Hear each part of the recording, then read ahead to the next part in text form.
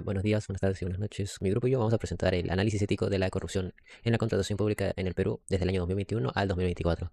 Ahora, pasando a hablar de los integrantes, tenemos a Ellen Calúa, Julio Chávez, Jennifer de la Cruz, mi persona Joao de Sousa, y Lucas Cueva.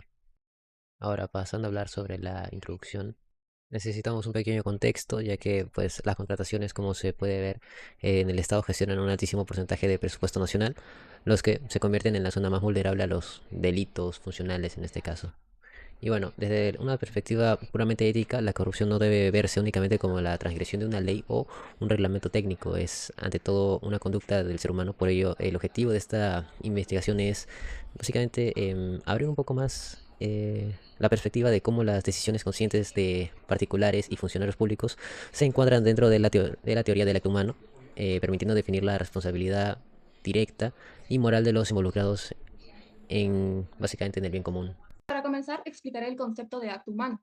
Se entiende como toda acción que una persona realiza de manera consciente y de forma voluntaria. Esto significa que antes de actuar, analiza la situación, considera las diferentes opciones que tiene y toma una decisión de forma libre. Es por eso que cada persona es responsable de las consecuencias de sus acciones. Siguiente. Para que exista un acto humano, intervienen tres elementos.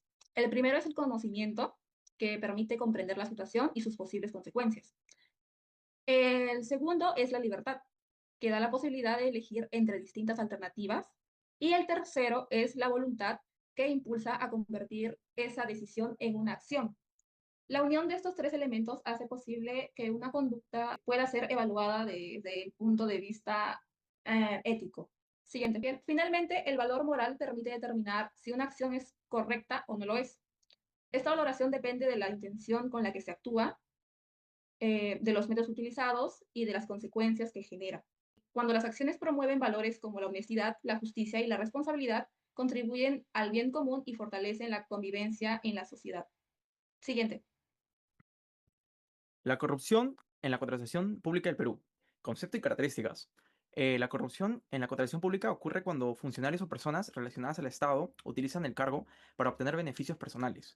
Esto causa en algunas principales características como el trato preferencial hacia ciertas personas o empresas durante el proceso de elecciones, la manipulación de las licitaciones mediante requisitos hechos a medida y sobreprecio, compra de bienes y servicios. Siguiente, por favor. Situación de la corrupción en el Perú. La corrupción sigue siendo uno de los principales problemas que enfrenta el Perú hasta el día de hoy, ya que afecta la gestión pública y limita el desarrollo del país. Entre los años 2021 y 2024 se detectaron numerosas irregularidades en obras públicas, compras estatales y concepciones. Esto demuestra que todavía existen debilidades en los mecanismos de control y supervisión. Siguiente, por favor. Impacto económico y social. La corrupción en la contratación pública tiene efectos negativos tanto en la sociedad como en la economía. En el aspecto económico provoca la pérdida de recursos públicos que podrían destinarse a sectores públicos y privados como la salud, la educación, seguridad e infraestructuras. Además reduce la eficiencia del Estado y afecta la calidad de inversiones públicas. Ahora pasaré a hablar sobre el punto 3, que es el análisis ético de la corrupción. En este caso es la evaluación de las conductas delictivas en las licitaciones públicas desde los elementos constitutivos de la teoría clásica del acto humano. En primer lugar, pues abordaremos la corrupción como un acto humano consciente, ya que como se explica antes, para que una acción reciba una clasificación moral requiere de los tres elementos fundamentales, que es tenemos el conocimiento, la libertad y la voluntad. En el caso del conocimiento, pues el funcionario público y el particular ya son muy conscientes de este tipo de actos por la índole ilegal que tienen, ¿no? Del direccionamiento o la sobrevaloración de obras. En el tema de la libertad, pues tenemos que los agentes no sufren de coacción externa insuperable que conservan pues siempre la opción de cumplir o denunciar de acuerdo con la ley de contrataciones, cosas que no hacen. Y bueno, está lo de la voluntad, que bueno, es la decisión premeditada de anteponer el enriquecimiento o beneficio individual por encima de la equidad y el bienestar común. Ahora, al confirmarse que estas prácticas son conscientes y voluntarias, pues se deriva directamente a la responsabilidad moral de los funcionarios públicos. En este caso, pues los servidores del Estado pues sostienen un compromiso ético y ciudadano con la población. Cuando un comité seleccionado manipula una adjudicación, quiera deliberadamente los lazos éticos de la representatividad que tiene. Por ende, pues la conducta funcional pues no puede verse solo como un error administrativo, sino como una decisión con plena autoría moral que socava la confianza de de la ciudadanía después de que la ciudadanía deposita en sus instituciones. Por último, pues es crucial pues analizar la relación entre la corrupción y la dignidad humana.